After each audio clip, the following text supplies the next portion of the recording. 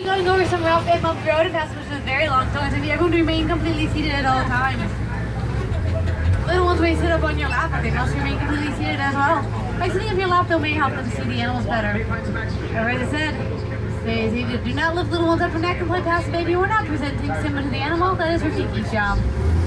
Secure any and all loose items, hats, ears, sunglasses, and the like. If anything falls outside the truck, you're going to need to let me know so I can call the warden to go back and retrieve it for you. I am not allowed to leave my truck. Above your heads is a handy-dandy animal spotting guide. Some of the animals that live here on the reserve. However, due to migration patterns and sleeping habits, we may not be able to see all these animals. Well, I do generally have pretty good luck, so have your cameras ready. You might want to have them set to a sports action or continuous mode. That's a nice high shutter speed to help negate the blurriness that usually comes about trying to take the picture of an animal in motion. We are starting today off with the Little Series Forest. The animals that live here have adapted to be able to blend in extremely well with their surroundings. So keep your eyes peeled and those cameras ready, folks. You never know who we might be able to see. Over to the right, though, that is an okapi. This okapi does seem to be a bit of mishmash of animals.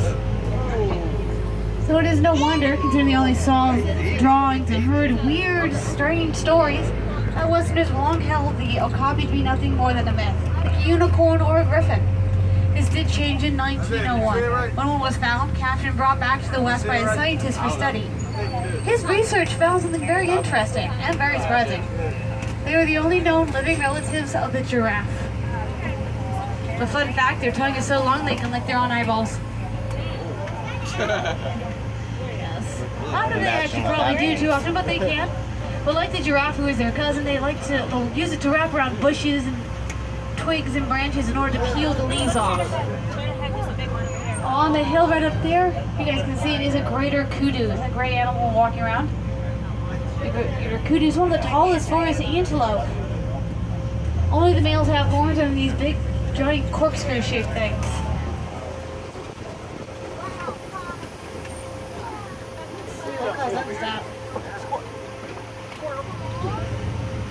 Oh, this is what they saw. Black rhinoceros off to the left.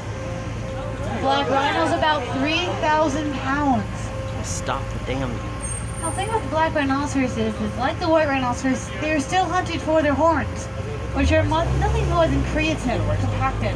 Same substance your hair and nails are made out of. To the point that they've been poached to the point where there's estimated to be less than 5,000 of them left in the entire world. Most are in captivity. To the right, up on the hill, you'll see some orange with white stripes hiding in the bush up there. Those are bongos. Now, the bongos can get up to 900 pounds, but they still move very swiftly and silently through tangled underbrush, earning them the nickname, the ghosts of the forest.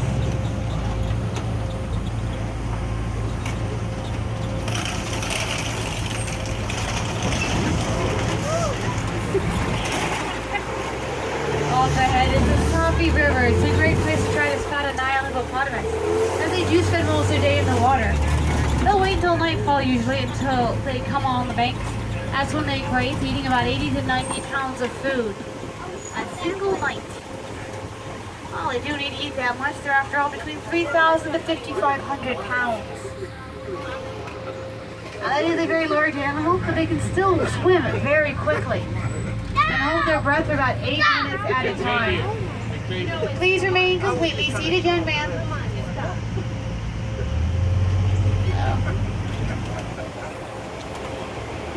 I'm holding their breath and being able to swim very quickly are great ways of avoiding danger. Also, the aggression moves as well. There's a group of them over to the left. Hippos, depending whether they're on land or in the water, are called either a pod or a bloat. In the water, they're a bloat, and on land, they're a pod, I think. On the island, white birds with gray wings are pink-backed pelicans. They get their name because during mating season, the feathers on their backs change from white to pink. That's only at this time of year. Now, we've missed out on seeing the mating dance and watching the courtship rituals, as they've already chosen their mates and are now nesting. About a 60-day incubation process, with mom and dad taking turns sitting on the egg to keep it warm. It's also rotated in order to keep the egg from embryos membrane from sticking to inside the shell. Ooh, look to the left, guys. There's some Nile crocodiles. Nile crocodile is about 16 feet long. This makes it the largest crocodile in Africa. When he does go hunting, which is only once a week, go wait in the shallows and then dirt out, grab an animal and drag it back into the water. And have to be cleaned through bones. It's not always 100% successful. Sometimes they have to go swimming around to catch fish. Sad. Okay, next up, folks, is going to be the savannah. This is where many animals you guys are probably looking forward to seeing live. Lions, cheetahs, elephants, zebras, giraffes. Although again, migration patterns, sleeping habits may mean that some animals won't be seen today. Well, if you look over to the right, you'll see a baobab tree, marking that we've now entered the savannah. The baobab tree is also known as the upside down tree for the way its branches look like roots. It only has leaves 3 months out of the year during the rainy season. It is also when they soak up vast amounts of water, stored in their trunks in order to survive the 9 months of the dry season. There's very little rain.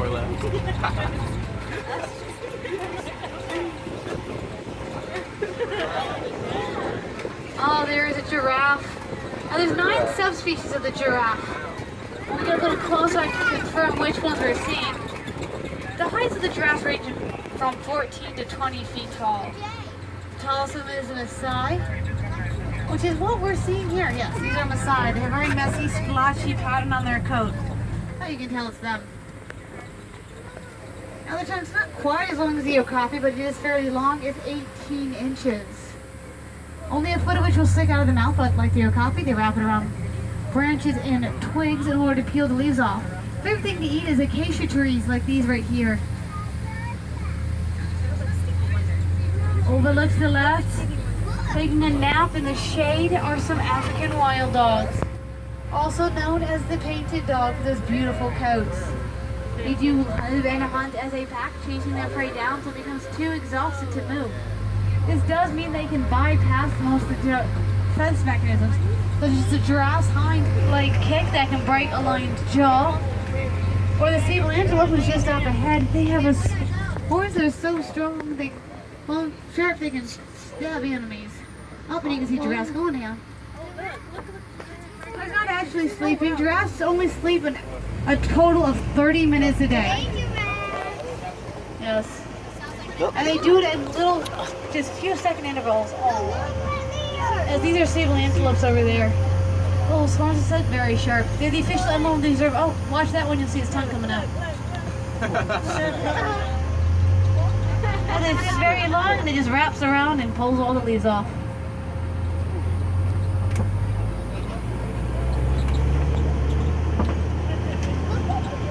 These orange-brown mounds that are to the left, to the right, towers, are termite mounds. Made from mixture of termite saliva, poop mixed with mud and other debris. Termite mounds are harder than concrete, so they do make an excellent scratching post for many animals. The mighty elephant mound to the smallest giraffe. Smallest antelope, I mean, not giraffe. Now, antelope and gazelle will stand on top of these mounds in order to get a better overview of the savannah. It's not just predators they have to keep an eye out for. There are storms, fires, floods, and stampedes that all cause harm to the threat to the herd.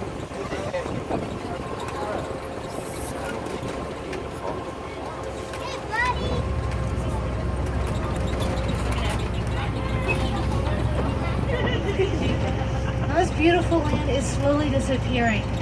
Cities are expanding, farming and mining and cropping up all over the savannah. This is taking away the home for these animals, leaving them nowhere else to go, except perhaps back to another area where there's not enough resources to support everyone, or somewhere where they don't have the resources that particular animal needs. A prime example of this is the African wild dog. Just 10 years ago, they were found in 39 different countries here in Africa.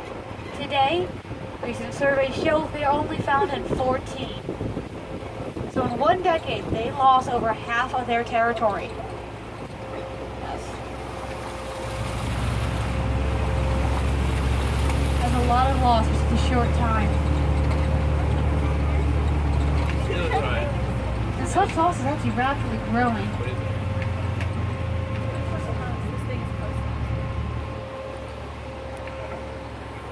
He's going pulley-pulley, which is very slowly, by some springboks. These beautiful animals are the national animals of South Africa. They're one of my favorites here on the reserve. You can see they're little 3 feet tall. Don't judge them by their appearance. They can run about 60 miles an hour, making them the second fastest land animal in the world. They can also leap about 6 to 8 feet straight into the air. Nimble little things. So they can't outrun their prey, they'll outmaneuver. The predators, they'll outmaneuver them.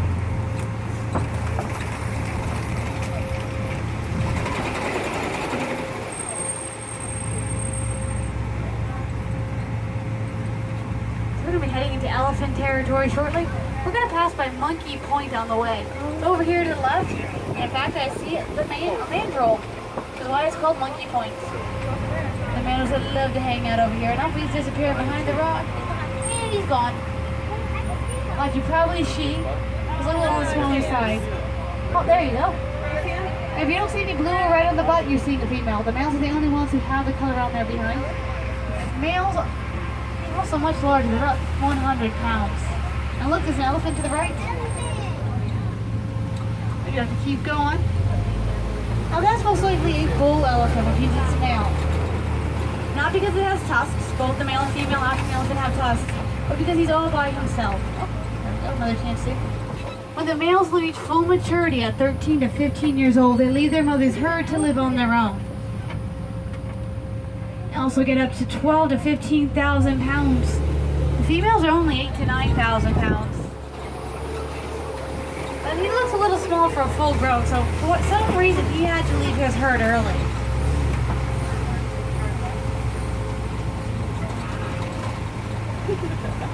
We're gonna go pulley over this bridge. That means ski very slowly. It's very old and not always in the best, not necessarily in the best of shape. Uh-oh.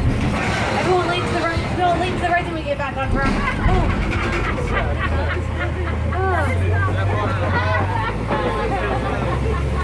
That was certainly fun, wasn't it, folks? Does anyone need a fresh pair of underwear? Oh, if you do, unfortunately you're on your own for that one. I didn't bring any spares. Now, if you look at the red clay around here, you'll see tusk marks and footprints. Because red clay contains a very important mineral for the African elephant's diet. So they eat it. They also dig, or when they're digging around in it to eat, they're polishing their tusks. After all, tusks are just teeth, even though the elephant is made out of ivory. Now it's estimated that between ivory poaching and big game hunting, illegal hunting and such, 93 elephants a day are killed. That's per day. Now it doesn't help that their pregnancy is 22 months. That's the longest pregnancy in the animal kingdom. So you can see how their numbers are rapidly declining. That in as little as possibly a decade, the African elephants could go extinct.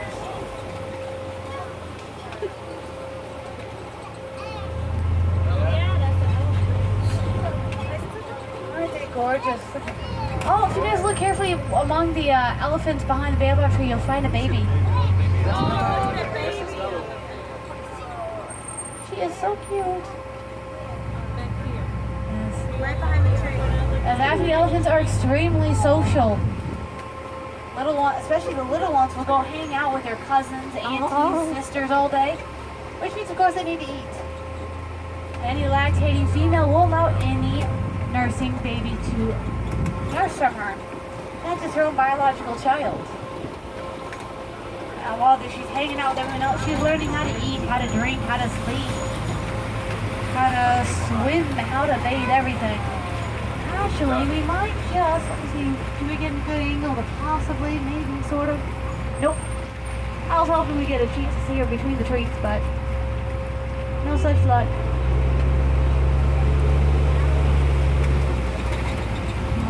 That's not the only baby around here. Look at those gray fuzzballs. Those are baby greater flamingos. The little white birds are something else entirely. I'm not entirely certain what they are. But a baby greater flamingo only takes 6 months to reach their full height. By the time they reach full height, their feathers, of course, are no longer gray. But they're not pink yet either. Their feathers only turn pink because of brine shrimp. Actually from the keratin in it. Every flamingo has its own source of keratin, and for the greater flamingo, it can take up to 2 years for them to build up enough in their system for their feathers to change from white to pink.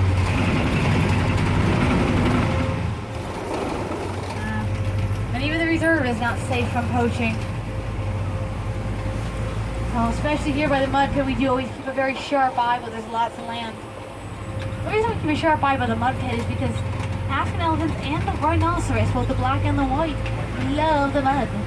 Wallowing down in it and then rolling around cools them off. It then forms a layer of protection on their hide from the harsh African sun, kind of like sunscreen. Zebra! Now there's a beautiful plains zebra. There's 3 types: plains, common, this is also known as the common zebra, brevi zebras, and mountain zebras. The brevi and the mountain are a little more rare. Oh, look up on that hill, guys. There's some white rhinoceros. They're probably getting ready to, so they can go right down in the mud pit if they need to. I can't see over there. Now they are 5,000 pounds. That's 2,000 pounds heavier than the black rhinoceros. They're both herbivores, but their diets are slightly different. The white rhinoceros prefers to eat grass. He has a very wide, flat mouth in order to do so. The black rhinoceros likes to eat from bushes and shrubs. His mouth goes to a point in the front. The upper lip also hangs down over the lower one. He acts as fingers in order to grab onto branches and twigs. Over here somewhere. Oh, something. I thought I'd seen some spots over there, but I didn't see them. Spots would have meant I saw a cheetah. Fastest land animals in the world. And the only other day, the big cat that is a daytime hunter. Because the big cats do prefer to hunt at night.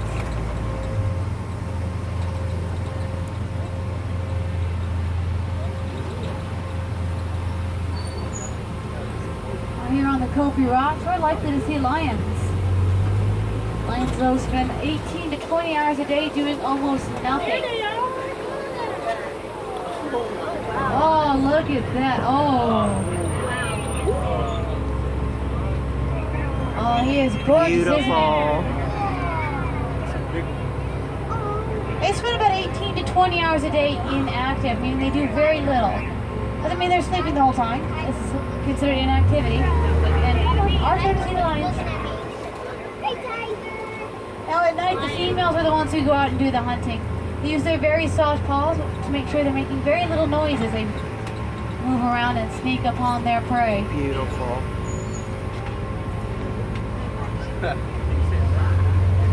Now, of course, the male's not the one who does the hunting. He stays behind and protects the cubs and defends his territory. And that's why his mouth is open. His mouth is open because he's trying to cool down.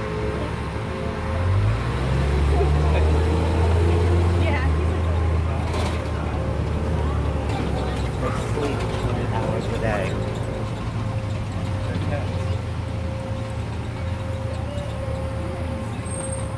These large holes belong to the warthog. These are their burrows. And they use their razor-sharp tusks in order to dig through the dirt and rock to make their homes. They'll even use the holes of other burrowing animals to make their own homes.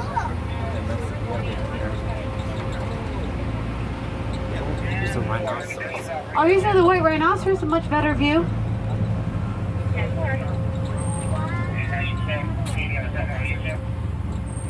He has a big old mouth. Yeah, see that? You can definitely see that big old mouse. Wow. Now the black rhinoceros, yeah, Joseph had mentioned, is like the elephant because they have a long pregnancy. They're not quite as long, it's 16 months. And about roughly 1,000 deer are killed. Sometimes even more. Oh, now we're going to head into the Daddy Glen. This is the most recent addition to the reserve thanks to donations. our largest contributor is the Disney Wildlife Conservation Fund. It's been around for about over 20 years and has helped many animals, not just with breeding programs, conservation efforts, make sure they have homes.